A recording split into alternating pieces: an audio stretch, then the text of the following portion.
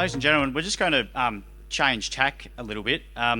When we first started discussing potential topics for this national conference, obviously there was a lot of focus on some of the emerging things that we're going to be dealing with, such as greenhouse gas emissions, carbon.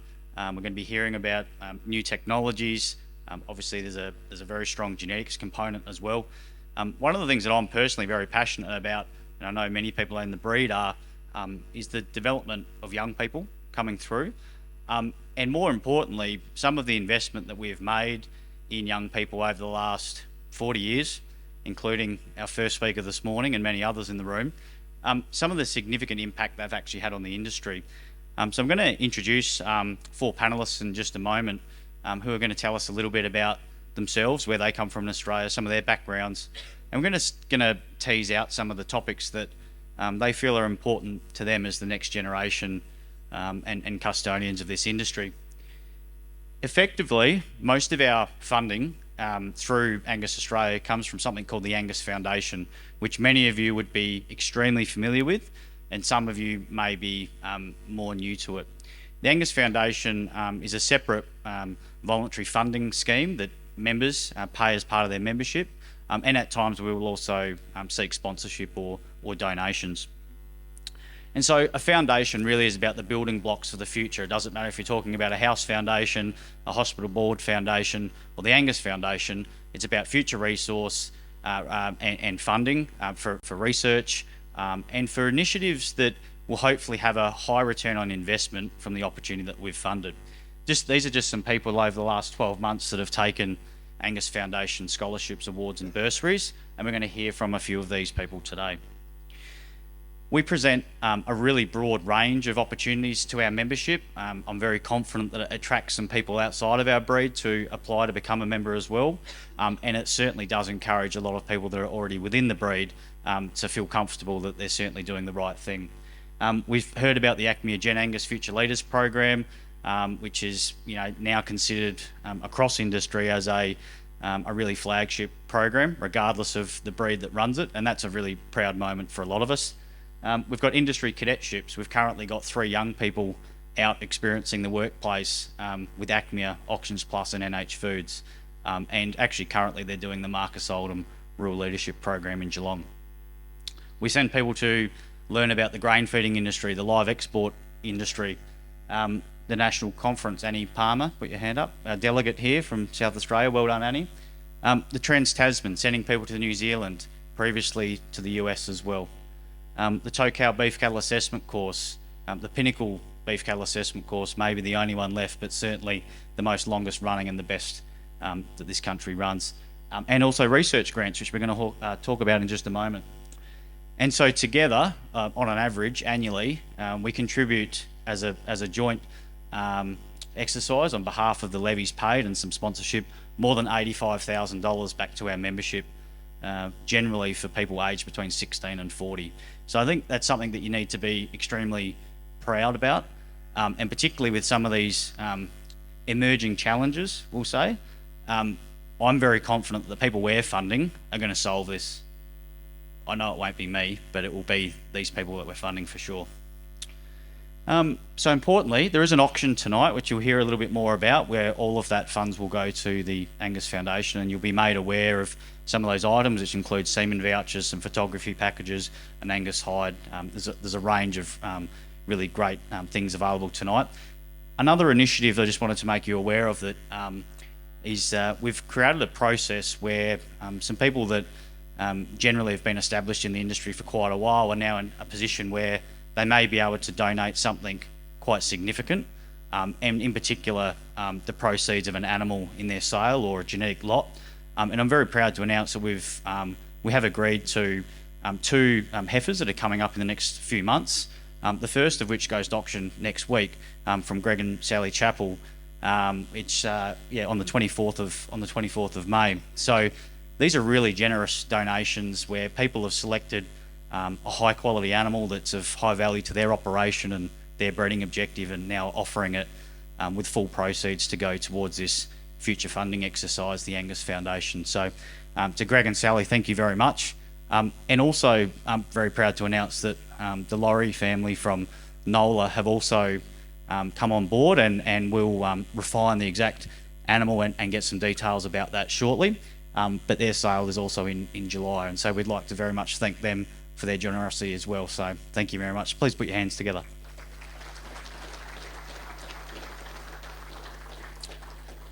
So I would like to introduce our 4 panellists, but I think what a better thing to do is to actually let them introduce themselves, let them tell their stories and how they see things in the industry. And our first panellist is going to be Damien Thomson.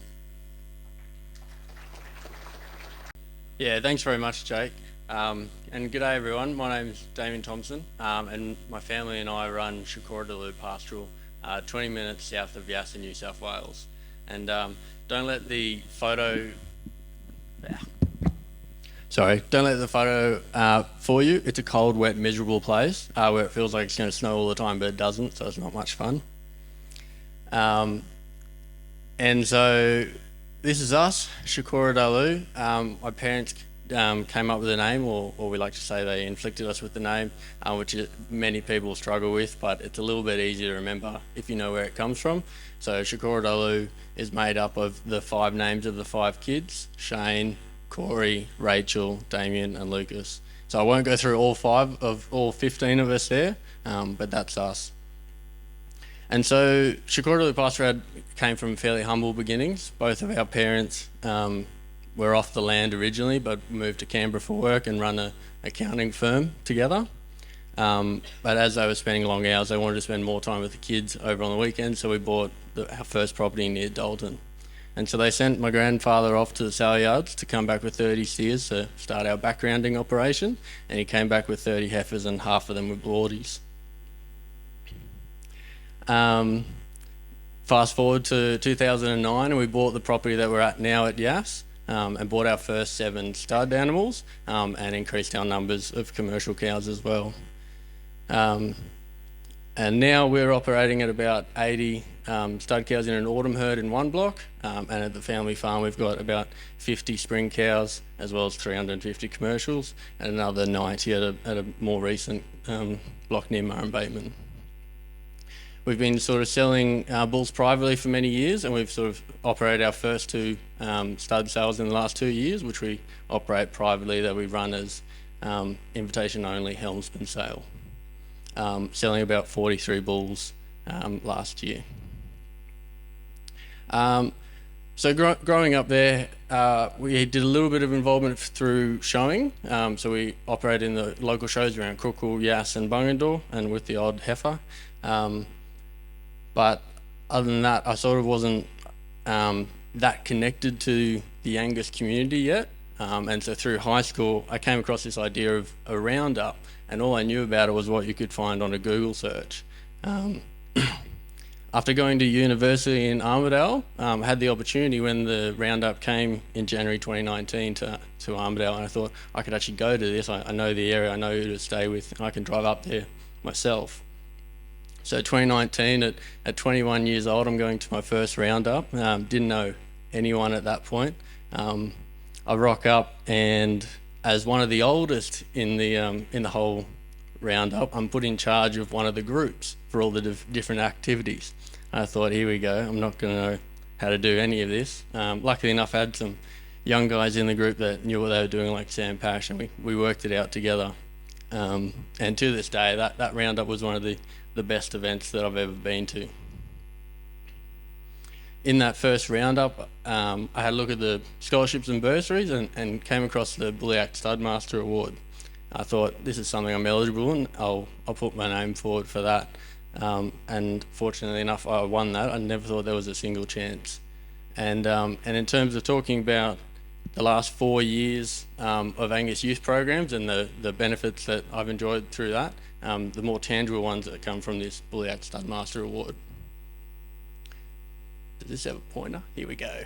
So the first one here, we obviously with the distance between Bulliac and ourselves from Queensland, it was more economical for all parties to donate embryos instead of a heifer. So we received 6 embryos and we got 3 successful calves from that. So the first one was in the autumn program, R35 in photo 1, and this is him 18 months later straight after our sale, which we sold him for $7,000 in our first inaugural sale. Number 2, R330, was born in the spring herd, and this in number 3 here. This is her on a very frosty morning with her own calf. So some real sort of full circle operations with them. And number 5 here was the third calf in R335 in a slightly less frosty morning with her recip dam. And in our breeding program, from those 7 stick cows that we started with, there was one female line, a blackbird line, that just outperformed everyone else, but very quickly our herd became very narrow in terms of genetic diversity. So these new female lines and the bull has really added a lot of value to our breeding program. Since then, I've been fortunate enough to be involved in a lot of different events and through the Angus Youth Program, including Gen Angus, Beef Australia, the Arc Bar Young Breeders Workshop, and more recently Trans-Tasman. So these are a couple of photos from my recent trip across the ditch. And one of the big things from the Gen Angus program was the networking of young people, and there's some really cool examples how that's come about since those events, including sort of Ben Lucas down near Tarcutta, which I would not come across otherwise. He came to our sale the other year just to have a look and ended up walking home with a bull. The other one here is George Giddings from Meadows Lee down in the South Island. So getting to see their program was really cool and stay with them. Number 2 here is the photo doesn't do the beauty of this area any credit whatsoever, but that's the Stockman's farm in the North Island, and it's great to see the Stockmans here and catch up with them last night. Number 3 is with Tim Britton at Storthoaks in the North Island, and so he's been a real sort of little bit of a mentor for me since then, really talking about different breeding principles and learning from him. Number 4, you can see how I got around for 4 weeks in the back of a van. Can highly recommend it, going around New Zealand. And that's at 7 Hills with Brian Bendel. Number 5 here is at Risington Cattle Company near Napier in the North Island. And he's been another one where it's just incredible to think that I had never met these people previously, and only the other week I was messaging Daniel Absalom about net feed intake and what it meant and what this bull was good about it. So it's been really interesting. These are sort of the more intangible benefits of the program that I found, with the networking, connecting with people, being able to learn from them. But the trip as a whole gave me incredible understanding of the different breeding principles, what people are targeting, and more importantly why.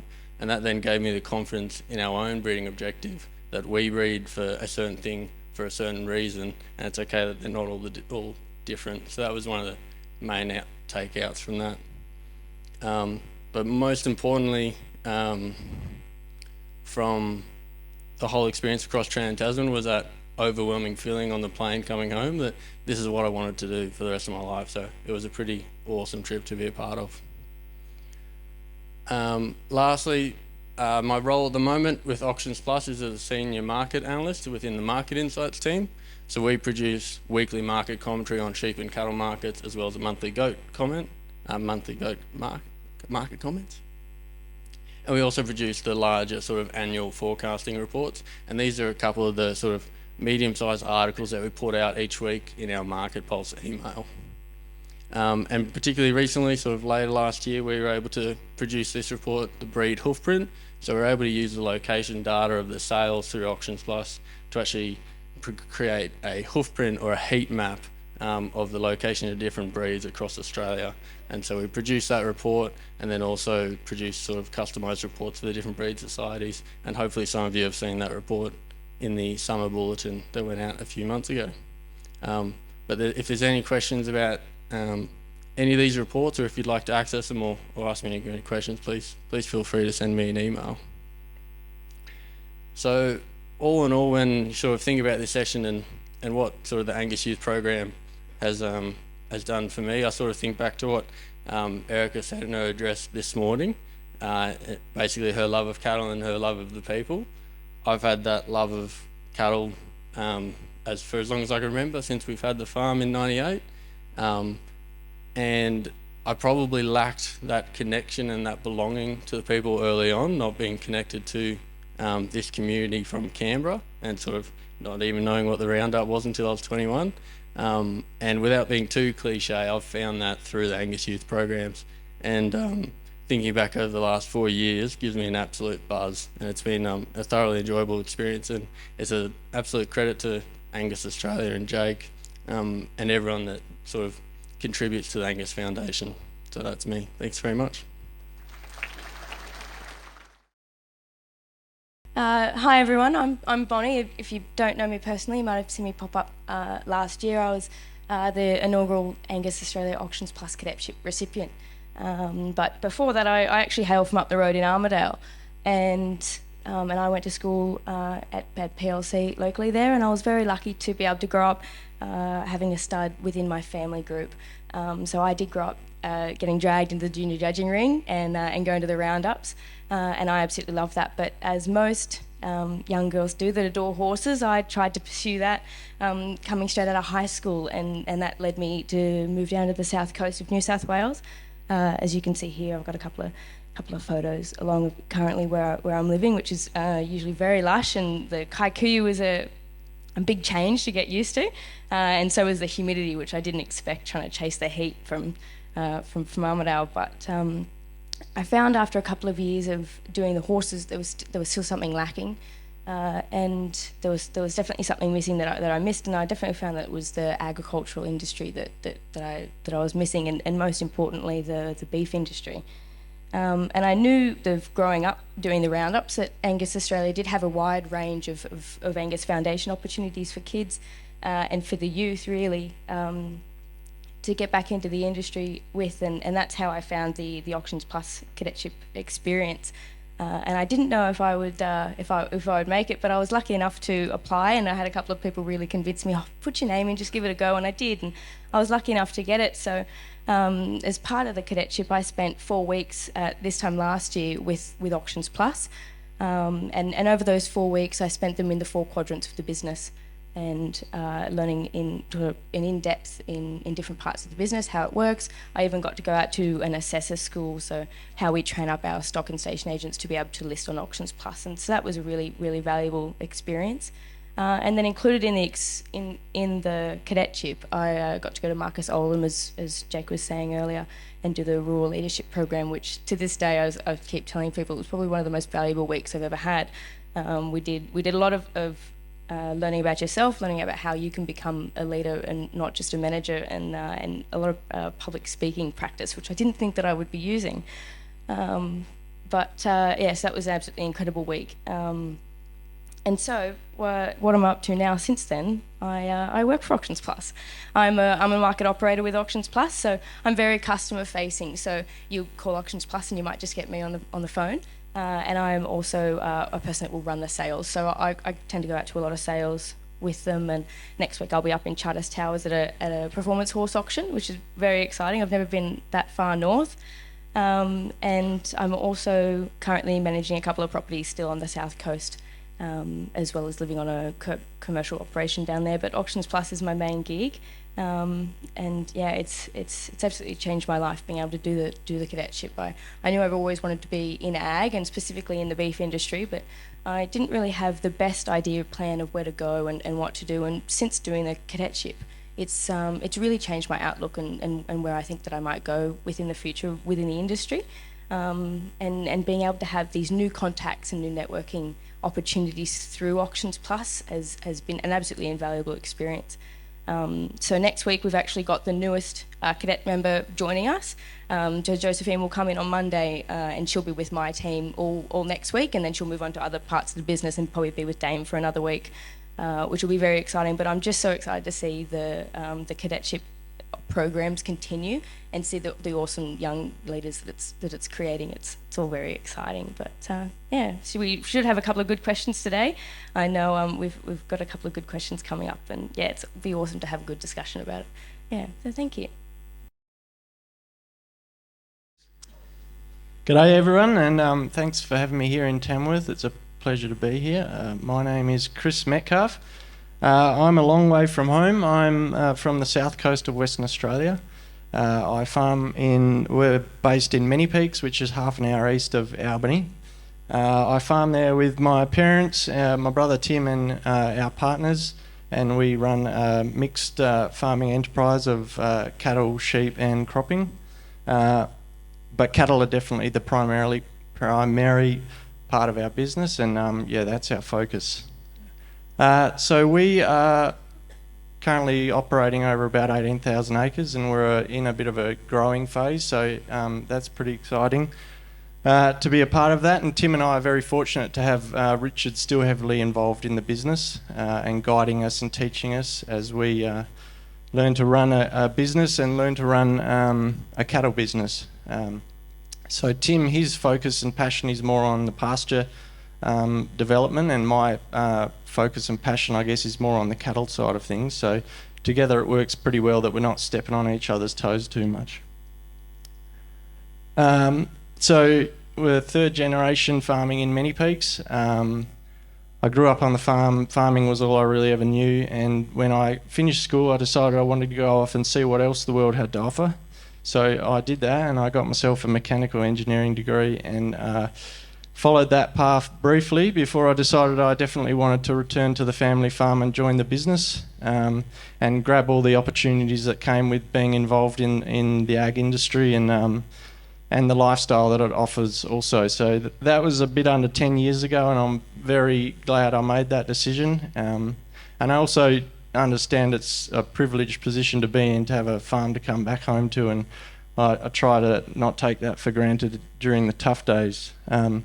So traditionally we've been a Murray Grey operation, so commercial and seed stock, and then not long after I came back to the farm, the opportunity to purchase the Coogin Hills Angus stud became available, which we jumped at and bought that off Lou Smith. So I'm sure many of you guys know Lou Smith and the impact he's had on the Angus breed, the legacy he's left, and yeah, it's a real honour and humbling to be able to continue the breeding, the life breeding of Lou, and if I can one day leave half the legacy that Lou left behind, I think I'll be doing well. So within our own business, it gave me my own area, which I think has been quite healthy for our business. So like I said, cattle is the biggest part of our operation. We're running 2,200 breeders. We're supplying 2,000 grass-fed steers and heifers to the supermarkets.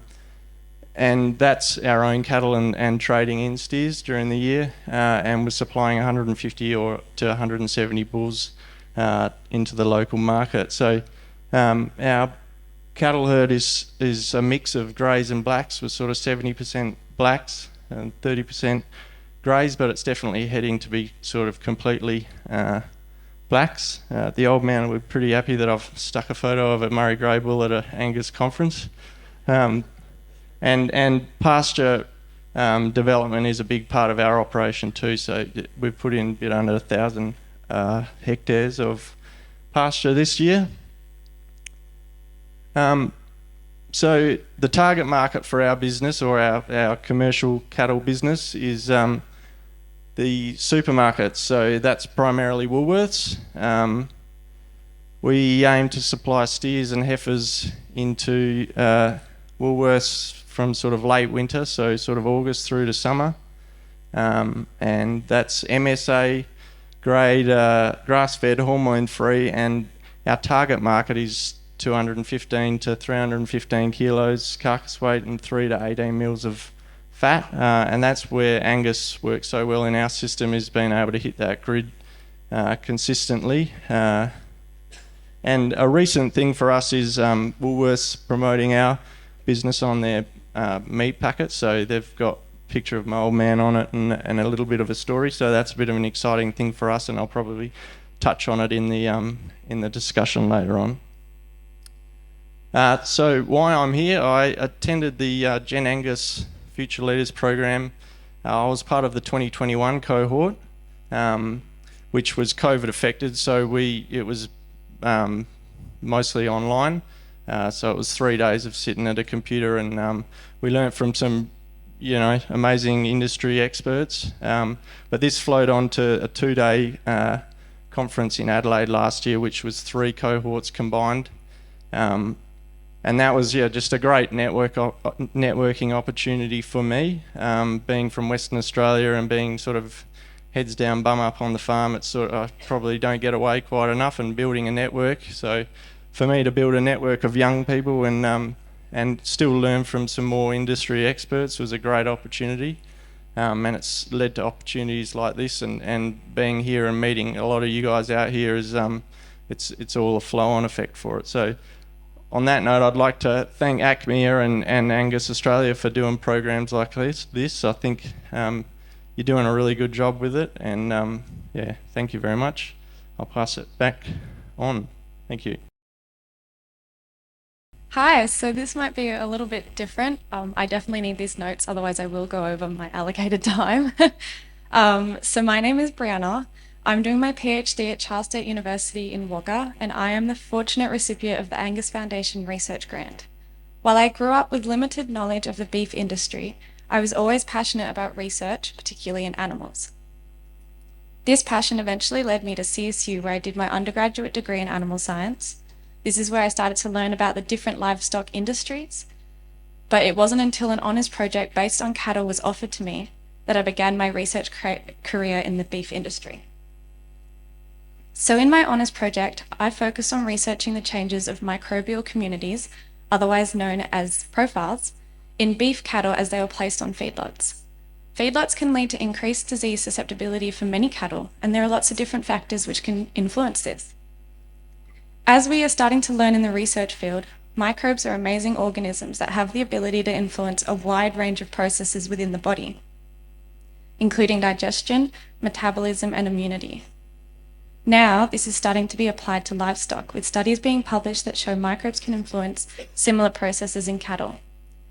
My honours research showed that gut microorganisms changed on day 2 of feedlot placement, and this shift could impair the cattle's immune responses and cause them to become more susceptible to disease during this period. This project and the results discovered led to my passion for microbes and what they could do potentially for the beef industry.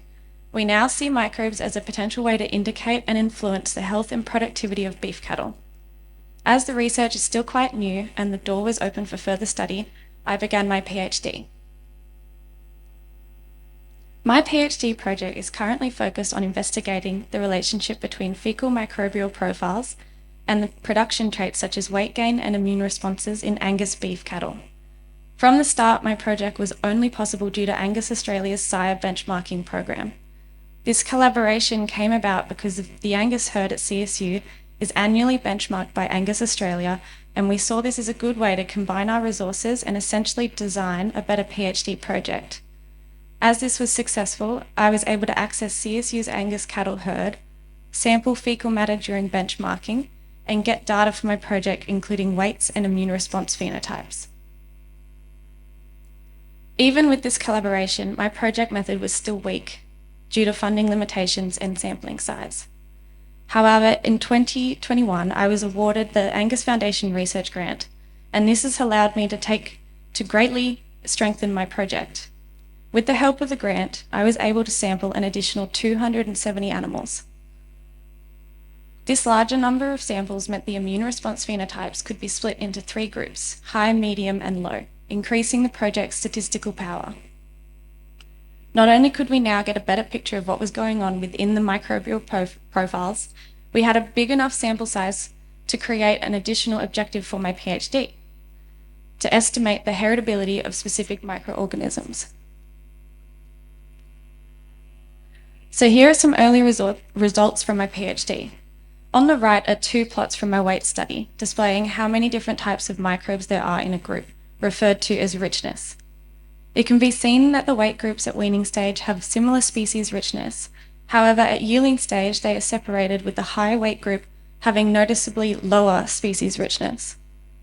Previous studies have suggested that cattle with lower species richness have increased feed efficiency and average daily gain. This is exactly what we are seeing here at yearling stage. So therefore, this could be a marker for weight performance in Angus cattle. Our next step is to determine how early this can be seen.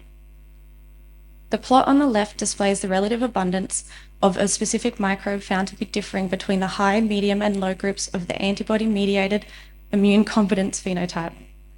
I found that this microbe was significantly more abundant in the high immune group, and previous evidence has suggested that it has a protective effect in the gut and may even contribute to immune responses.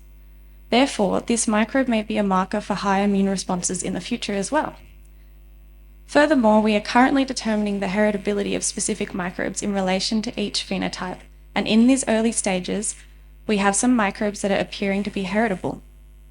If we can determine that microbes influencing immune responses are heritable, then this may open an alternative avenue for improving beef cattle production.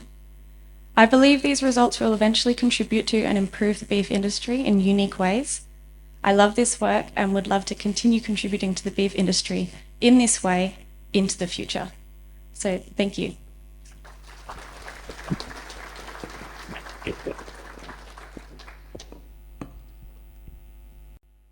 Thanks, Brianna. Take a seat.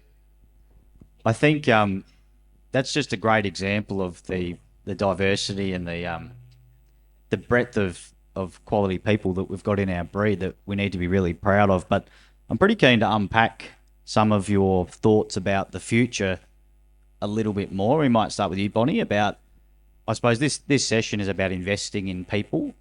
What does investing in people actually mean to you? I really think it means bringing in people from all different walks of life. I find that we can find new ideas from looking in places where we wouldn't really think that someone could come into the industry from. I know a lot of people that have recently come into the industry that grew up in town, and they come into the industry with a completely different outlook because they haven't really grown up in it, and they bring these new ideas that you often think, oh, I never thought about it that way. So I think investing in people is really giving everyone a chance and seeing different places that they can come from. Yeah, and it can change the future. And I think, Brianna, to your point, you cited that you probably didn't come from an agricultural background, and then all of a sudden you're working on some really high-tech stuff in the beef industry that potentially could help, resolve some of those headwinds that we've just heard about in the last couple of sessions. So what does investing in people mean to you? How has that been for your journey? You're now working in the beef industry. What happened?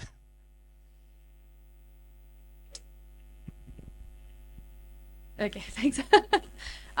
Yeah, no, definitely. I came from no agriculture background at all. My family doesn't work in the agricultural business. I just had a passion for animals. And so if I hadn't been offered an opportunity within the beef industry, I wouldn't be here. And I think I'm lucky that I am here now because there is a big avenue for growth in kind of what I'm doing within the beef industry. It's been done a lot in humans, but we're not quite there yet with animals. So I'm really keen to kind of take this forward and see what it can do. So I definitely wouldn't be here.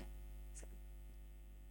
And Chris, I know you've got a passionate perspective on if the beef industry is doing enough, and I know that you're particularly impressed with what the Livestock Collective were doing, and obviously Western Australia is going through some tough times now with the sheep industry and potentially some tougher times ahead.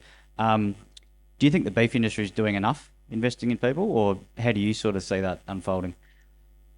Yes, I do think the beef industry is doing enough. So where I'm from, basically every week I have the opportunity to go to some sort of farm development day. So whether that's a MLA research extension event or a local grower group event or a agribusiness hosting event or even Angus Australia hosting events like Gen Angus, I definitely think, yes, they are doing a lot, and I think Angus Australia are doing a really good job in this space as well. And what about you, Damo? What's your perspective on that? Yeah, it's an interesting question. Sort of saying, is it enough? I would certainly think that it is enough. There's certainly areas that could be improved. There's definitely more things that we can do, and sort of things like Bonnie was saying in terms of bringing in people from metropolitan areas that haven't got that experience, I think is a really big area that we can improve on, and just opening up those opportunities. And I think probably the lowest hanging fruit that I can see, not necessarily from industry, but from the community within the industry. One of the things we heard a lot about Jen Angus from Peak Park, the Whispers guy, was that we were the superpowers. We were the ones that we could do anything we wanted, and that's what we believed in ourselves. And believing in yourself is a pretty hard, long process of getting it wrong and then thinking you're okay and trying again.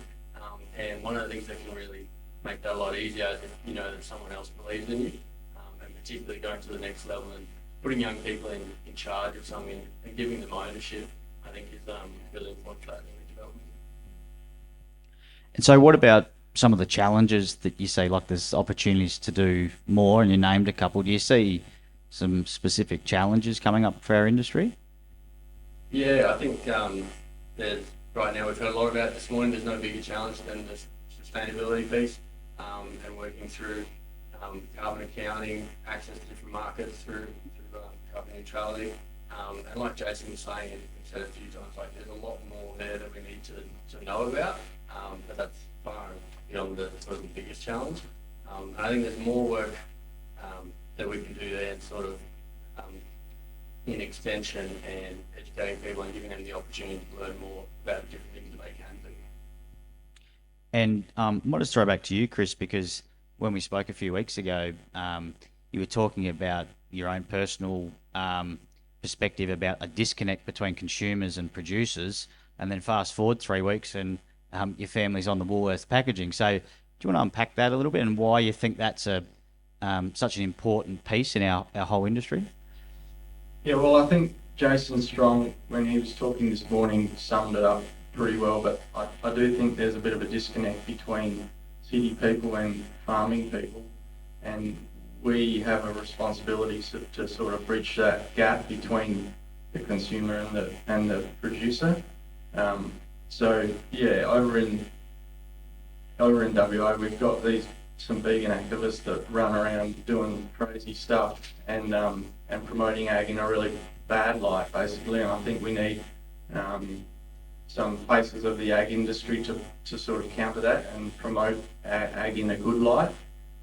So that's where the Livestock Collective come in. They're a non-for-profit organisation, and they sort of promote ag in a positive light, and they've done that with the live export industry in sheep in WA, which has really gone downhill. But so we have, if I have city people come to the farm, I often get pretty nervous of how they're going to react to being on a farm, and 100% of the time they love the experience and they love everything to do with it and want to know more. And then when they find out that we sell beef to Woolworths, they can't wait to go in there and buy the beef, and with now Dad's mug on packaging, they like that even more.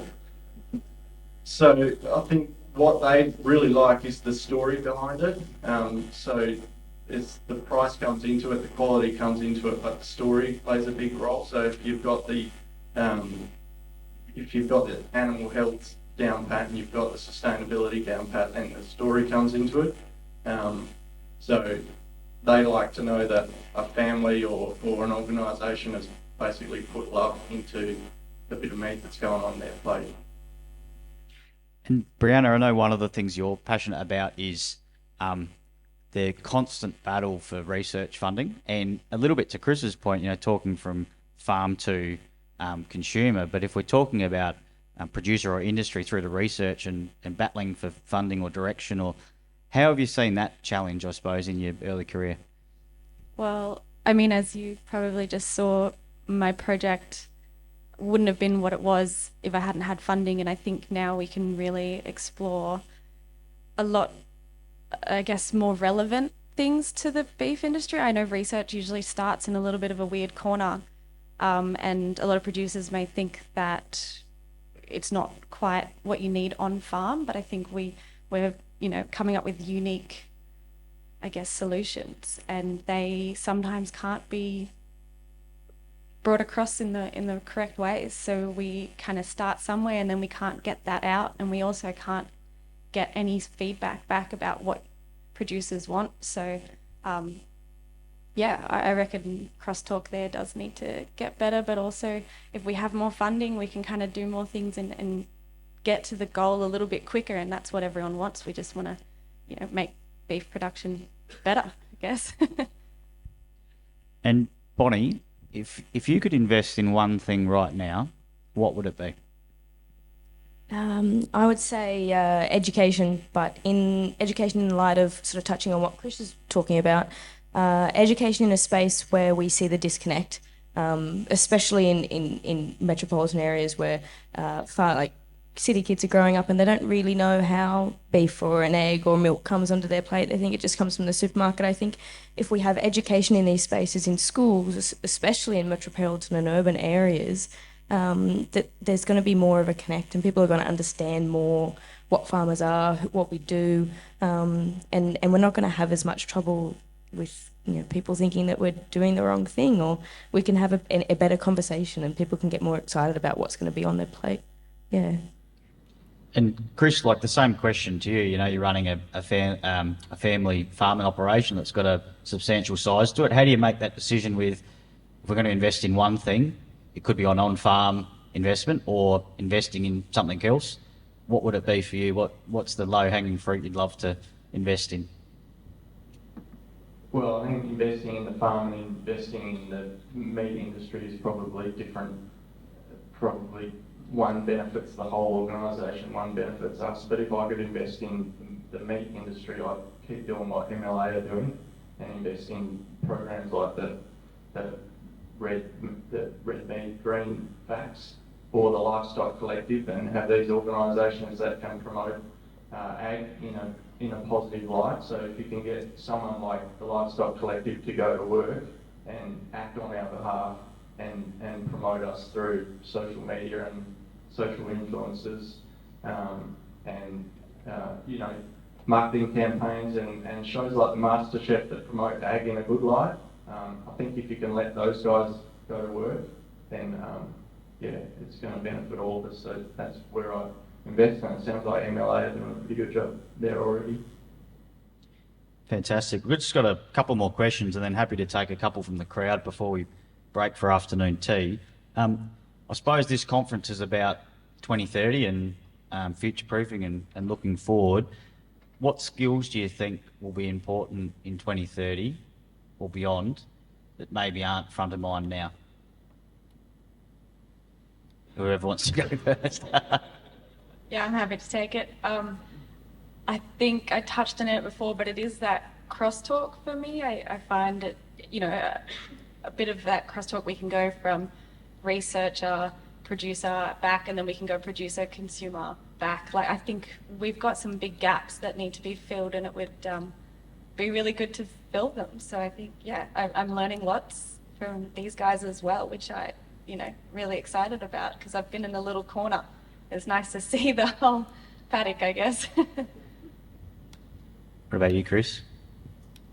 I think communication is definitely the key with most things, but I think if we can understand our customer, which is the consumer, and know what they want, then that's probably the key to going forward and presenting ag in a positive light and beef industry in a positive light. So if you know what they want, which is animal welfare, sustainability, and a bit of a story behind it, then I think if we can act on that, then that's probably the skills we can work on. Bonnie? I think open-mindedness from the industry as a whole. As an agricultural industry, I think we're used to always having the same people around us, and I think if we're going to push new people to come into the industry and see beef as being able to be a career for people that aren't from a beef background, I think an open-mindedness for new technologies and new people would be something really valuable to the agriculture industry. Damien? Yeah, I think you've covered it off really well, but that sort of communication and collaboration piece, like the We're far more able to achieve things as a group, bringing the right people in as a team than we are individually. I think that ability to network, find the right people, pick a goal and work together to achieve it is what's going to take us forward the best. So last question from me, rapid fire. We didn't practice this one, so we'll start with you, Damien. If you had one piece of advice for a much younger self, what would it be? I would say, looking back to myself a few years ago, I'd say just to let go of fear and worry.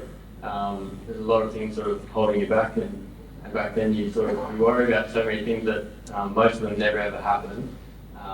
Some of them probably end up better than we expect. And the ones that do go wrong teach us a whole lot, and I think that's those lessons are what gets you to where you are now. So let go of fear and worry. Bonnie?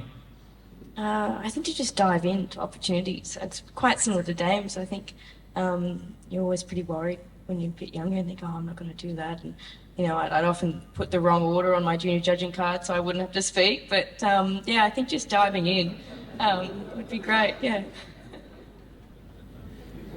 I would say to myself that every problem and mistake and stuff up and bad day you have is just an opportunity to get better and learn. So if you look at it like that, then you never really have a negative experience. Similar to Bonnie's and Damien's, but take opportunities. I think it's really easy as a young person to kind of skip things that make you scared, but you find after you've done them, you learn something and it can really benefit you. So it's good to learn that early. Fantastic. Look, we are probably just reaching the end of the time, but these guys will be around for the rest of the conference. So please engage with them this afternoon, tonight, tomorrow. I'm very proud of these four, and these four are only a reflection of hundreds of people that have come through the program.